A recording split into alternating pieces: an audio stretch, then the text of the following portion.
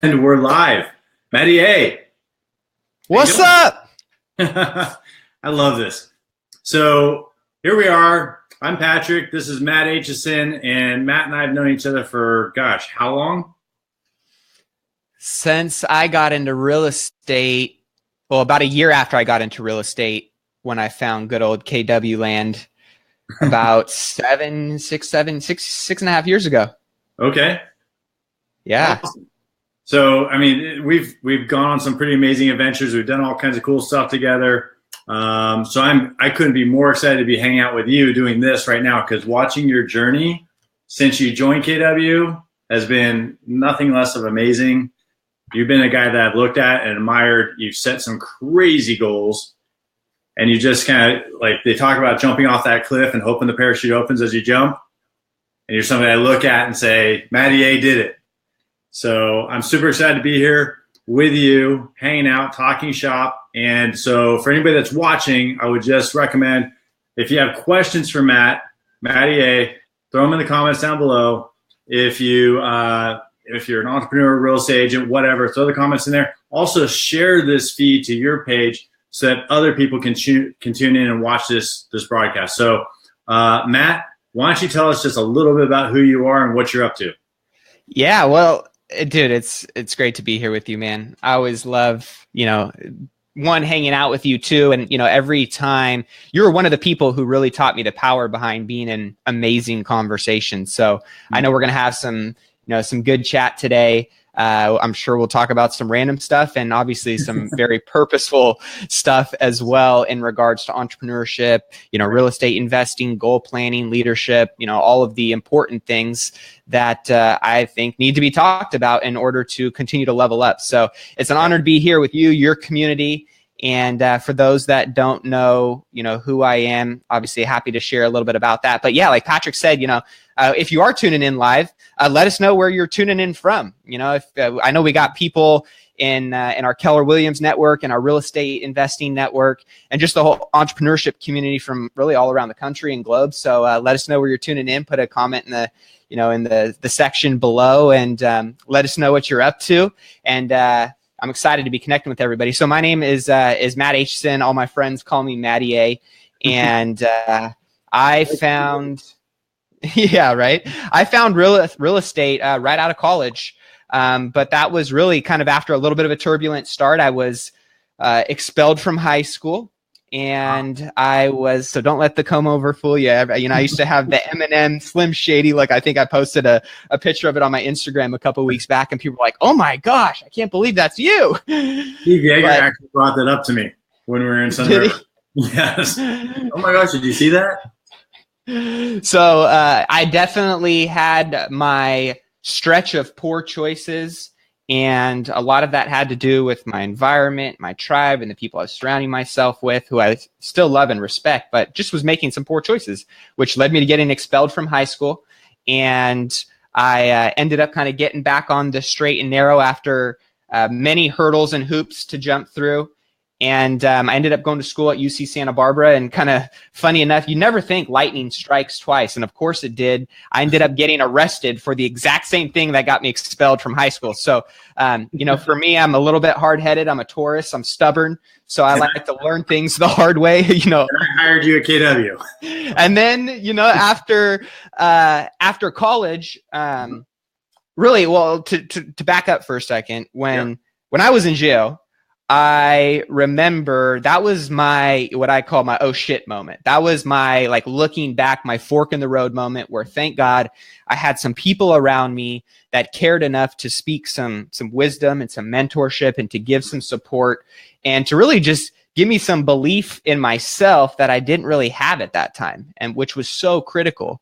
And that really led me to making a decision to commit to a completely set of principles, a completely different path, and to really take, my life to that next level, which was a challenge. I've always been a very competitive person. I love winning.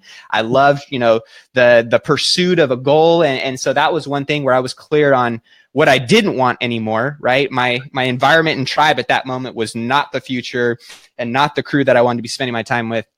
And so I remember getting out, and the next day I got like 15 interviews lined up, and I was going to get a job, and I ended up working for this guy, Mr. Bill Krebs, out of Santa Barbara. And he was running a small investment business, was making great money as an entrepreneur. But I started doing cold calling for him.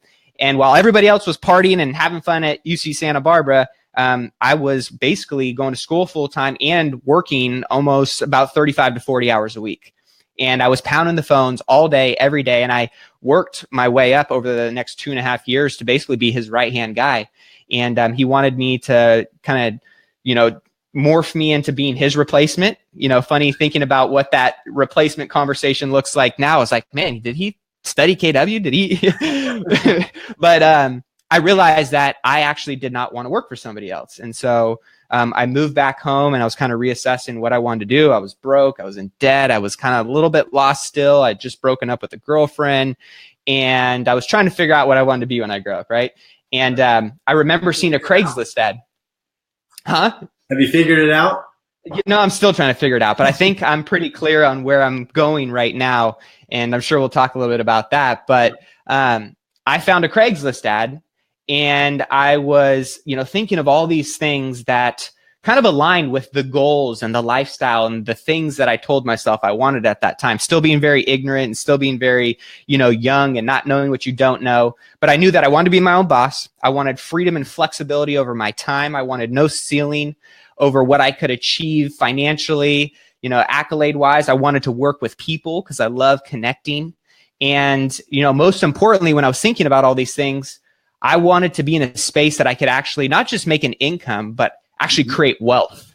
And real estate checked all those boxes off for me. So I found this Craigslist ad, and I ended up going to driving 45 minutes away from my home to this little tiny office in what we call South Sac, Iraq. It's the worst area of Sacramento. I was the only technically Caucasian person in this office of about 160 plus people, except for this one little blonde white girl who was the receptionist. And we immediately hit it off. And she had a master's degree. She was, super smart, super bubbly. She was making $14 sitting behind a desk. And I was like, what are you doing? Like, you have way more potential than what you're doing right now in this position. So I convinced her to get a real estate license. And I'm sure many of you know Rachel Adams, who then became my business partner.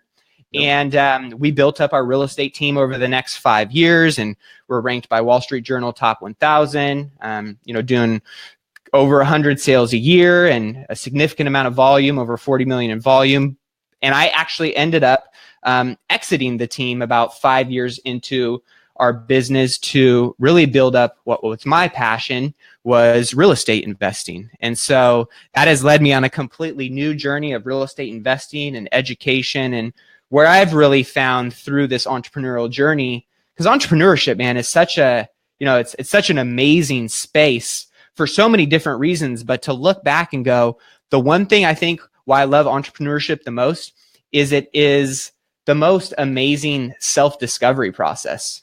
You learn so much about yourself through this journey of how to become a better leader, what you want, what you don't want, so many great things. So that's really led me to where I'm at today, which is real estate investing full-time, and really coaching and mentoring people in the space of, real estate investing and how they can create wealth through this vehicle. So they're not always chasing an income stream, but they're creating income streams that chase them by paying them money when they're not there. That sounds awesome. It's not bad. So the thing I look at is it's not bad at all. I love the thought process on entrepreneurship because it's one of those experiences where you continue to grow yourself and you find your voice along the way, right? Yep. The other thing the question I want to go back to is, so you had this team with Rachel, awesome gal, oh my gosh, personality galore, right? And very successful in her own right.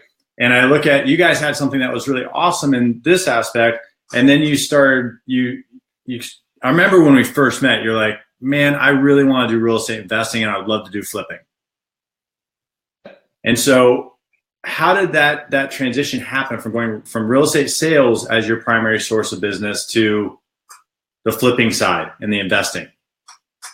Well, the beauty of having a team around me was that it gave me some leverage. Right. So I was able to, I'm more of an infrastructure guy, and I'm very focused on, I still can, shoot the shit and have a conversation and do sales.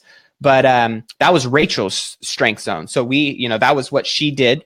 And then we started building up a team. And, I think at the highest time when I was there, we had about 7 agents working with us, and we had 3 admin. And so that leverage gave me time to go focus more on investing. And that also allowed us to tie in my investing business into our real estate team. All of the flips that I was doing, not only were we getting the purchase side, but then we were getting the listing side, which I was running full commissions through the real estate team, which allowed us all that. I was going to say we were getting buyer leads off them. We were getting seller leads. So there was a lot of, opportunity where the synchronicities, the synergies between those, 2 businesses just made a whole lot of sense. So during that time, I was flipping properties, and I got involved in a construction company as well. So kind of building this ecosystem around the real estate space of, hey, if one of our clients needed a pest report cleared, we got the construction company. Or if they wanted to remodel a kitchen or a bathroom, we got a construction company. If, I wanted to flip a house and I made them a cash offer, but the cash offer didn't make sense. Oh, well, we got a real estate team that can help you sell it for top dollar. Hey, if you want to take my cash offer, great. I'd flip the house, and then we'd end up relisting it back to the real estate team. So there are all these, I was kind of going after the Warren Buffett model, right? Of like, what's the head of the snake? It was real estate. And then based on that space, what are all these ancillary buckets I can build around real estate and provide services and, most importantly, value to our clients that not only would, generate revenue, but would create more opportunity for everybody within our organization. So that was, going on at the same time as we were building our real estate team, kind of on a parallel track. I was building up my real estate investing company and trying to bring on more leverage and team members into that space, which allowed me to start buying rental properties and creating more passive income in addition to my flips, in addition to the construction company. So, man, I'll tell you this much. I failed my ass off, and I obviously still do every single day, but there were so many learning curves of one thing. What was a one thing? And then I read the book, The One Thing, and I was like, man, I screwed that one up. Well, how much were you sleeping at this time? Well, see, I was 20. This was basically 22 to about 26. And so for me, I was working 100 hours a week. I mean, that was all I did was eat, sleep, and breathe real estate. I didn't have a kid yet. I didn't have my 2 daughters. Wasn't married yet. So I was just in the grind. I was in the hustle. What up, Chris Haw? And so for me, that was the season I was in. Right. I'm a completely different season now, but looking back, the season was real estate. That's it. That's all I do. That's all I focus on. That's all I talk about. And so that was my primary focus in life. At the end of the day, it was very lopsided. It was no life balance. There was, Andrea says investors don't sleep, right? We don't sleep. You think about this all the time. And just as an entrepreneur, right? This isn't a 9 to 5 where you come in and you check out. You have the weight of the world on your shoulders. And so you take that everywhere you go, the second you wake up, the second you go to, as you go to sleep, all throughout the day. So for me, real estate and just entrepreneurship in general, it's a lifestyle. It's not just something you turn on and turn off. Into you. Correct. So for me, that was definitely, a season of grinding, and I wouldn't take anything away from it because I learned so much about myself in that process. And obviously I do every single day, but it was, that as most people can relate, when you're in a startup mode of a business and building things from the ground up, you have to wear the investor cap. You have to wear the marketing cap. You have to wear the admin cap. You have to wear the accounting cap. You have to wear all of these different things until you can create leverage. And so as I learned from people like you and having other great mentors in my space, I was able to start pulling in leverage a little bit sooner than I'd initially planned, thank goodness, which allowed me to start doing some of these other businesses at the same time. Gosh, so now my brain is exploding because I have all these questions now based on what you said. So first question I have for you is because you went from having never done a flip, having never invested in real estate before to now where you are today. Let's talk about that first deal, because I think that's really important, whether it's flipping or anything else, starting a business, because it's always that fear, that first step. So how did you get through that? What did that look like for you? And what was the byproduct of that? Well, so it's interesting. And I ask myself this question sometimes too. For me, I wasn't really that scared, to be honest. Because I was already kind of at rock bottom. I didn't have a whole lot to lose. So that was one of the benefits of being young, being somewhat ignorant to what I didn't know that I didn't know, right? And at the same time, I'd already had some pretty epic failures in my life that I was like, what's the worst that can happen, right? Like getting expelled from high school, going to jail. You know, my stepmom, what kind of kicked all that off was my parents got divorced when I was, early on. My parents were amazing and had a great relationship, but my dad got remarried, and my stepmom got diagnosed with a cancer on a Sunday and passed away the following Saturday. So I kind of saw this, like, I had the young, don't give a crap about anything. And so for me, it was like, if life can be snatched from you, that quickly, that led me obviously into making some poor choices, but also it served me in a lot of ways in my entrepreneurial journey where I was like, what's the worst that can happen? Like, whatever. So I think that's a phenomenal point, because most people, they don't actually quantify what's the worst that could happen. Right. And when you quantify what's the worst that could happen, it's really maybe not as bad as you kind of imagine it in your brain. Well, I mean, in KW world, right, we have an acronym for everything. And yeah, wait, what? And, for the, the two acronyms that I think of in regards to fears, it's, fuck everything and run, right? Just like be a wimp and cruise the other direction. And sorry if I can't cuss on your show, because I'm going to do it anyways. or it's, or it's face everything and rise. And for me, unless somebody, I still get scared every single day, right? But I've changed my relationship with how I view fear. And so for me, it's like, I remember one of my early coaches and mentors, he said, the butterflies, the fear will always be there. You just get a lot better at getting them to fly in formation. Right. And so every single day, I still have butterflies in certain areas where I'm stretching myself or that's new to me. But now as I go through them more often, I desensitize myself to these fears and I get a little bit more in control of how I engage with the fear.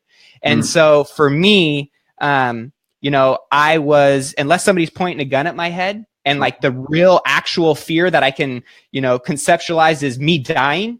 Right. It's just some kind of fear that I'm creating in my head. So I got to work through that and figure out how I can push through it. So for me, early on in the game, I was definitely scared of a lot of things, but I learned to change my relationship and the conversation in my head around that topic. And when you say change the relationship with fear, what does that mean? Well, for, a lot of people, the conversation around fear is it's paralyzing, right? In your head. So for me, it was acknowledging the fact that something was showing up and it was going to either paralyze me or it was going to inspire me. It was going to fire me up. It was going to ignite me in a way that would teach me something new about myself. And so the conversation I have is I'm going to learn or I'm going to grow, right? So there is no failure unless I choose to stop doing this. So I'm either going to learn from this experience of what not to do or what to do moving forward, or I'm going to win. And I'm going to use that as momentum either way. And so every single day, I get fearful as being a dad, right? Like I have a 3-year-old and a 5-month-old. I get scared about X, Y, and Z happening to my girls. Well, I just am changing the conversation and how I engage with that. It's all new to me. Everything is a new stage. Same thing in business, same thing in real estate investing, same thing in life. Any category, fear is going to show up, but now I'm just a whole lot better in catching myself when those conversations arrive, and I'm changing the conversation. It sounds like you're shifting fear to be not a paralyzer, but the opportunity for it to be a motivator. Because think of it this way, like I'm sure I know we've all done things where you were scared shitless and then you somehow did what you thought you couldn't do or what you were concerned about doing. And then you looked back on it and you're like, man, that wasn't that bad. Right. Why? Yeah. Right. And then it almost becomes like addicting where you're like, well, if I can do that, what's the next thing that I'm scared about that I can go do?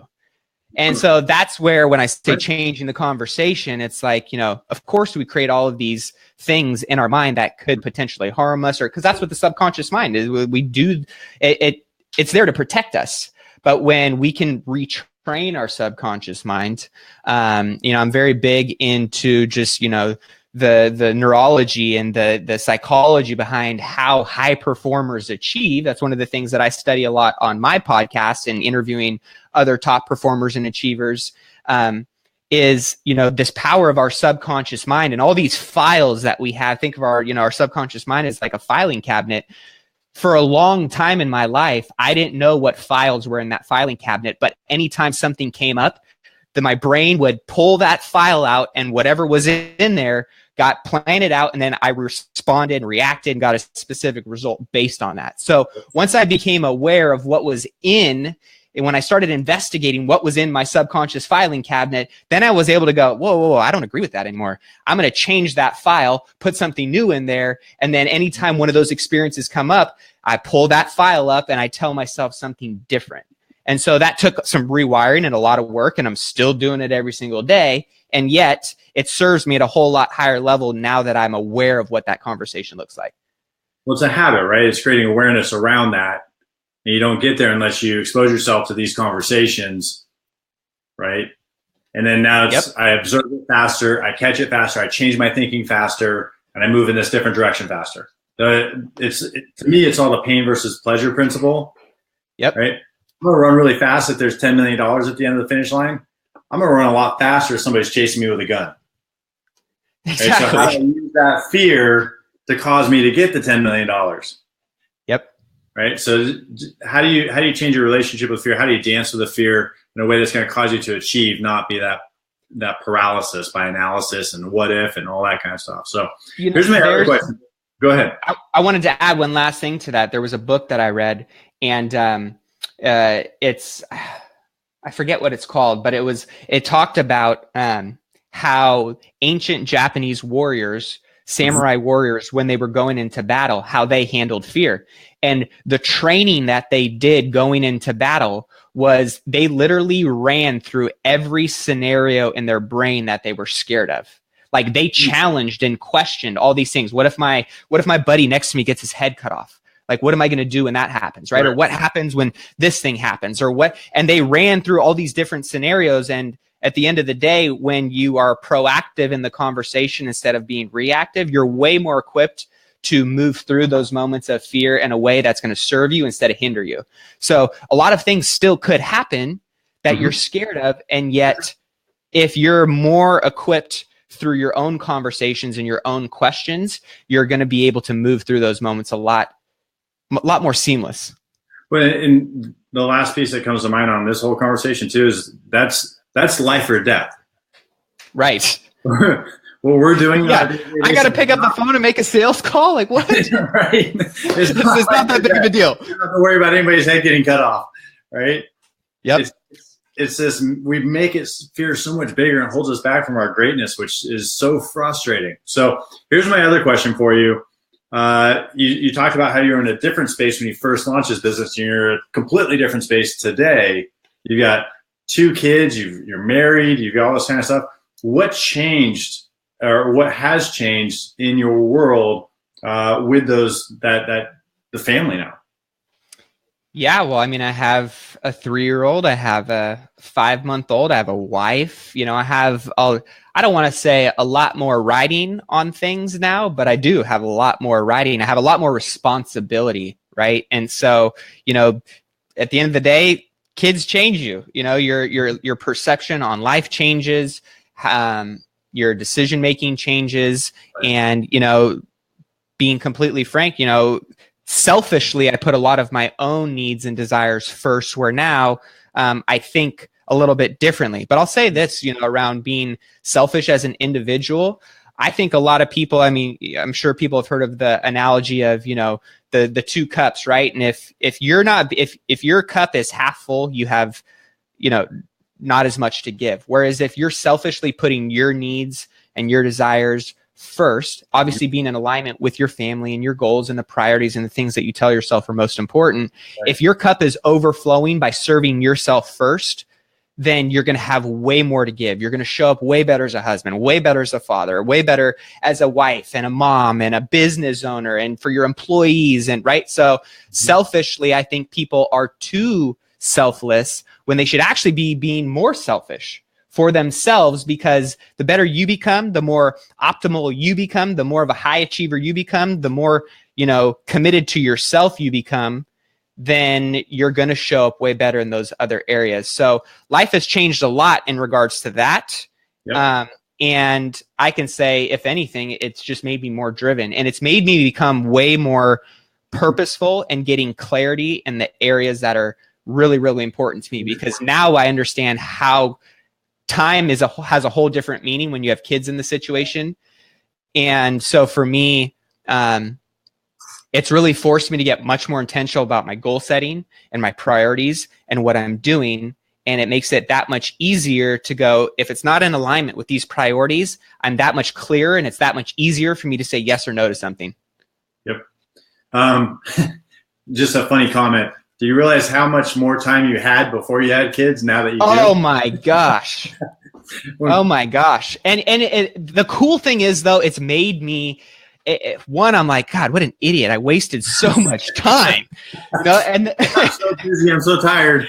The quote of, the bold law of don't mistake movement for achievement just took a whole new meaning when I was like, I wasn't clear on some of the things that I was going after.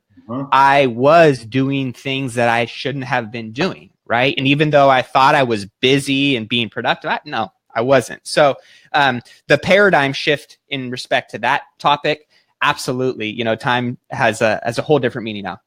But it's interesting too, because we're in this entrepreneurial world where it's like, oh my gosh, this person's doing this. How cool to do that too.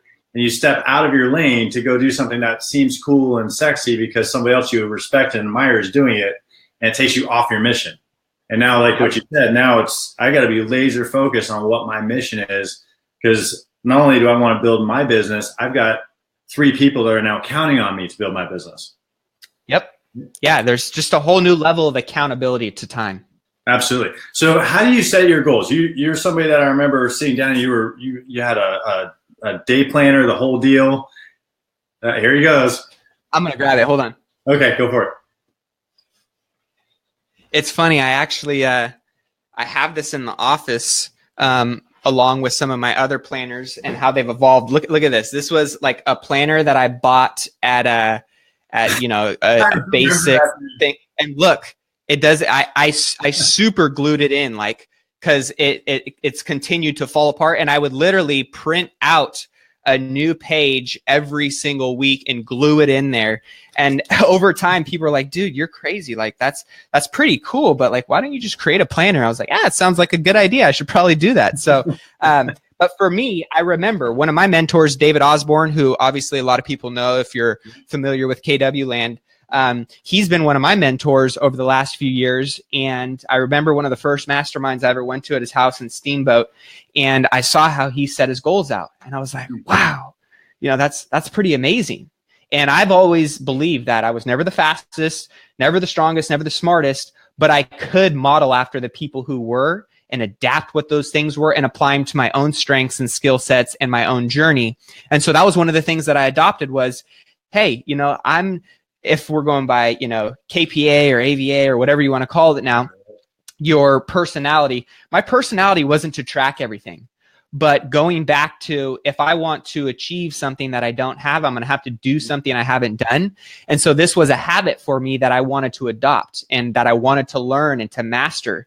And so for me, from a goal setting perspective, I have become obsessed with goal setting, to be honest. I mean, I have an actual goal setting planner now, a goal setting course, and we're working on a lot of things to really kind of bring all this together, because I believe when people intentionally set goals, their life changes. I mean, there's just data and science shows that your life will get better, not only when you set goals, but on top of that, the kicker to this is a lot of people are like, yeah, I'm going to set my New Year's resolutions. And I wrote them down on paper and I maybe look at them once or twice a year, and they think that's a win, right?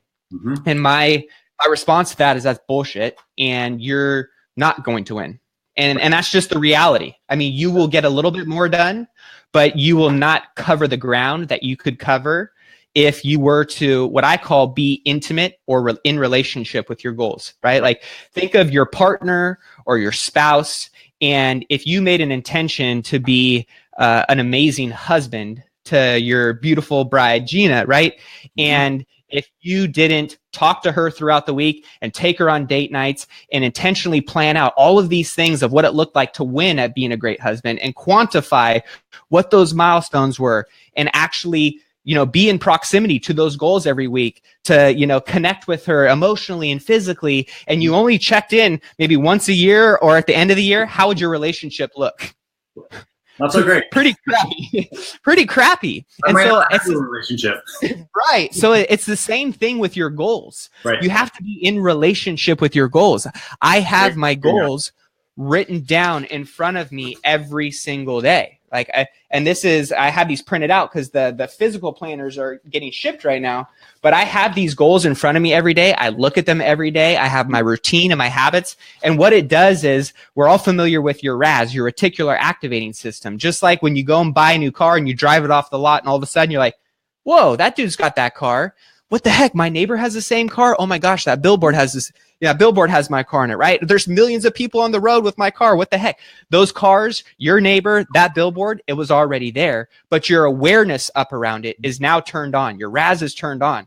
And it's the same thing with your goals. So by having these in proximity every day, I review these and check in with these and plan these every single day, multiple times a day. They're on my fridge. They're on my desk. They're on my mirror. They're in the car. I am in relationship and in proximity to my goals.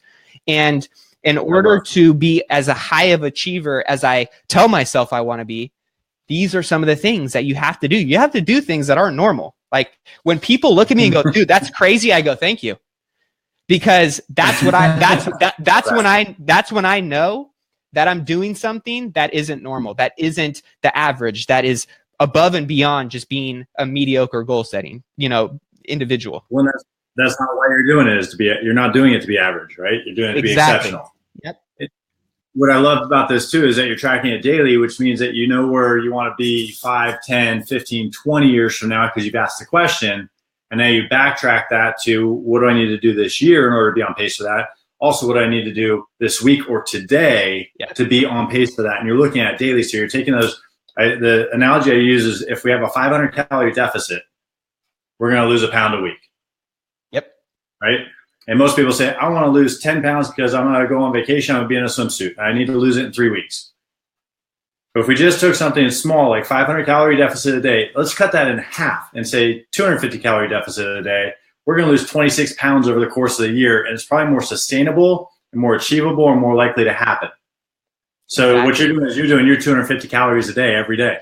Yep. And the nice thing is do I hit all these goals every day? Do I check off every box? Hell no. I'm a human being. Like, I'm just like you. Like, I fail every day. I miss things every day. But I know that by being in proximity to these things, I'm way more intentional, way more purposeful. And I know when I'm operating at the highest level, and I know when I'm not. And what that tells me is, the quote of, you cannot manage what you don't measure. It gives me the ability to course correct and pivot when I'm off track. So instead of one day turning into 2 bad days, and 2 bad days turning into a bad week, and a bad week turning into a bad month, and a bad month, a bad quarter, and a bad quarter, half the year, and then I check in with my goals, I'm like, damn, I'm way off track.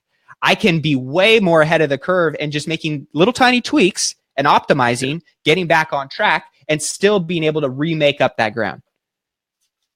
But I think what's awesome about this too is I didn't hear any piece of that where you said, and then I go home after I didn't hit my goal for the day and I beat myself up all night long. No. Because you're tracking it daily, you can course correct every step along the way and give yourself a little bit more grace. Yeah, I was going to say that key word right there is, I give myself permission to mess up, and I think so many people, it's great to have and set high standards for yourself, because standards, I use this quote all the time. When I heard Gary Keller say it, it freaking blew my brain out of the back of my head, was, I am loving, but my standards are not. And whether that is a relationship with a friend or your relationship with your goals or your health or whatever it may be, I have to set high standards. But at the end of the day, you also have to give yourself a little bit of grace and permission to know that you're going to fail. You're going to mess up. As long as you stay in relationship with these things, you're going to have the opportunity to make that ground up and get back on track. So that's why I like the awareness piece of what planning and goal setting and having these things in front of you does every day, is because you go, oh, you know what? That's all right. I can get back on track. Whereas if I did this 6 months or at the end of the year, then I'd be a little bit more critical and beat myself up like, oh man, I shouldn't have done that or should have done this. Well, by doing and being in relationships with these things every day, it's like, all right, whatever, lost day, I'm back on track. Yep. The fallacy of a New Year's resolution. So yeah, exactly. So I love this. I love how it's similar to a lot of things that I do. And it's similar to all these books I read, what top high achievers are doing on a daily basis, And so I love the fact that success leaves clues, and there's things that you're doing. I mean, not that I'm doing everything that you're doing. There's things that I'm doing that I might not be doing either. All that kind of stuff. And so I'm picking up little nuggets here going, okay, I need to get that planner. Right. I tried the gluing. The gluing wasn't for me. I'm just going to be honest. The gluing isn't free. We have a physical planner now that has been updated 2018. So that is going to be available here very soon. And the course and the actual other tools around it are going to be pretty freaking awesome. So it's exciting. Very cool. So a couple more questions, then we can wrap up and move on, let everybody get on with their days. One, I know I've asked you this question. I'm sure you get this question all the time. Matt, how did you get into flipping and all this kind of stuff? Right? I'm sure nobody's ever asked you that before, right? Oh my gosh. Now it's like everybody asks the question and everybody wants to flip houses, and it's so cool because I'm fired up when people ask me that question, to be honest. Yeah. Because I know what house flipping has done for me. It was kind of like, bad analogy, so I'm not even going to go there. But it was like the gateway drug into real estate investing and wealth, right? It was flipping houses, and it has allowed me to buy rental properties. It has allowed me to consult with bigger, companies. It's allowed me to do all kinds of things, that speak around the country and teach and train other people who want to get into the space. And what I get more fired up about is just sharing the wisdom and the knowledge now, which is so cool. So if I actually sat down and talked to every single person that had messaged me or, wants to learn about flipping, I wouldn't have any time to do the things that I've told myself are my priorities. Or you would probably charge a boatload to coach somebody to do that. So it's interesting. I've been to a lot of the real estate investing seminars where you got to run to the back of the room, swipe the credit card, pay 10, 20, 50. I've heard some up to $100,000. Wow. And I just think that's highway robbery, where people are draining their IRAs and their bank accounts and all their hard-earned money to get into something that they may not be equipped to do or may not actually want to do, right? It might be just the emotional aspect of the sell or the experience or the environment. So for me, I created the 6-Figure Flipper course in community, where I have people, hundreds of people all around the country now that have taken the course and are in the community and are learning how to flip, that have all of the tools and the resources and all the stuff that the big boys, charge and provide you. Except mine's only $500. So it's something that, has been pretty cool, because I'm not doing this to make money. I have my other income streams set up. For me, this is truly a passion project, and to give value and to give other people a vehicle that really want to do it, to get into it and to see if it's something without them spending their life savings to actually test the waters and know, right? So that way I went with the Sam Walton model. Essentially was like, hey, at the end of the day, if they go through this course, they get this community, they connect with like-minded individuals, they're in the conversation and growing into leadership, systems, all of the things that go into expanding yourself. If they don't flip a house, and a lot of people don't, there's certain people that just don't do it because they don't put in the work, but the growth they experience as an individual, they're not going to go, you know what, I just drained my life savings to get into this and try this out. So that's why I made it such a low price, is because they what?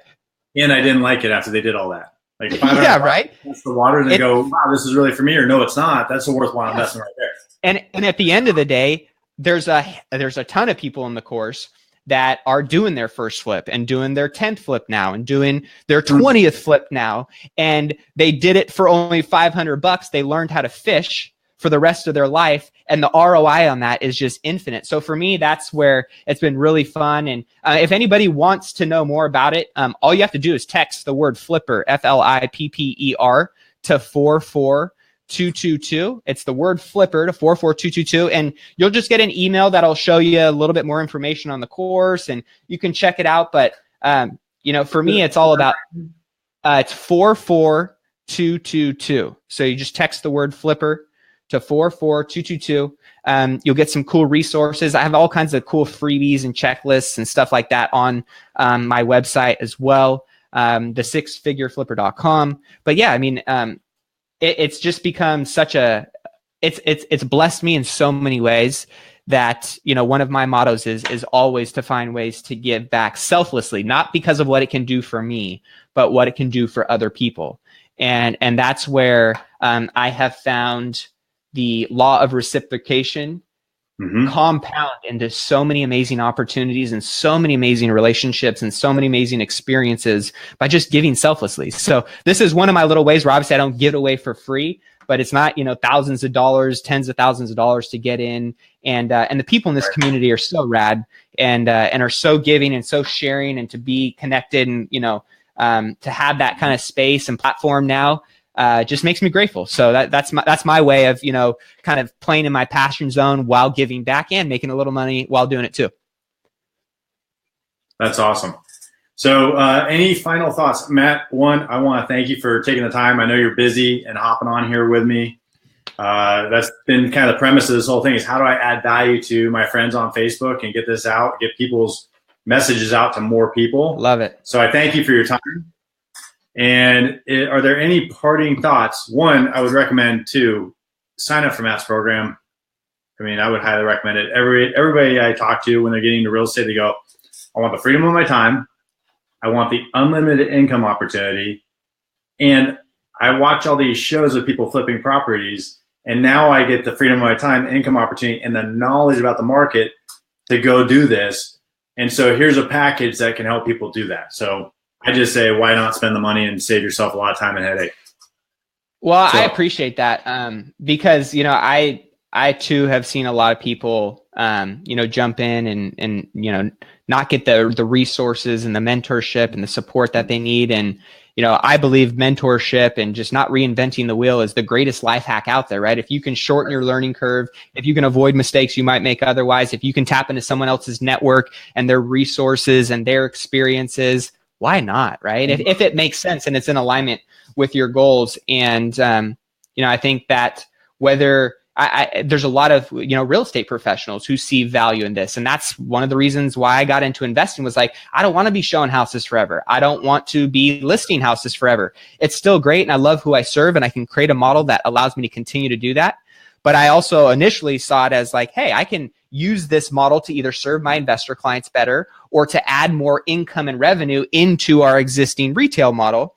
And then on top of that, over time, I saw like, whoa, I'm making 5 times as much money over here with a fraction of the time versus, spending, 4 times as much and making half the amount of money. So it just made financial sense too. And it wasn't just income streams, right?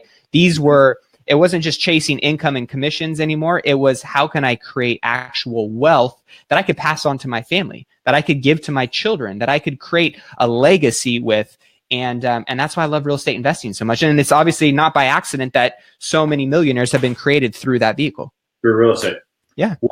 For anybody that is looking at getting into investing, somebody that is extremely driven. So here's a better way to ask the question. What advice would you give to yourself back when you were first getting into real estate? And we're looking at launching these businesses saying, hey, I want to make a ton of money. I want to have a quality of life. What advice would you give yourself now knowing what you know? In the investing space?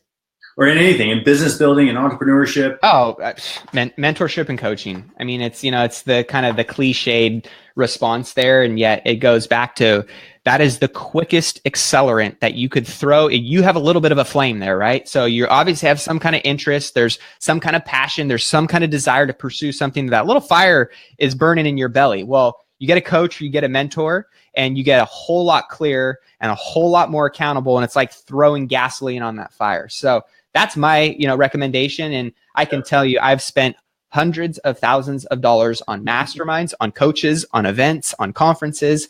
And those have been some of the best relationships, best experiences, best growth opportunities, and most importantly, the best shortcuts to getting to where I'm at today. And modeling is the fastest shortcut. And I've been to a lot of these things with you. Yes. I can test how much money you spent on this stuff. So, awesome, buddy. I appreciate your time so much. I'm sure everybody else that's watching appreciates as well. So thank you. And we'll go ahead and wrap it up now. Dude, it was an honor. Cheers, everybody. Good luck. Adios.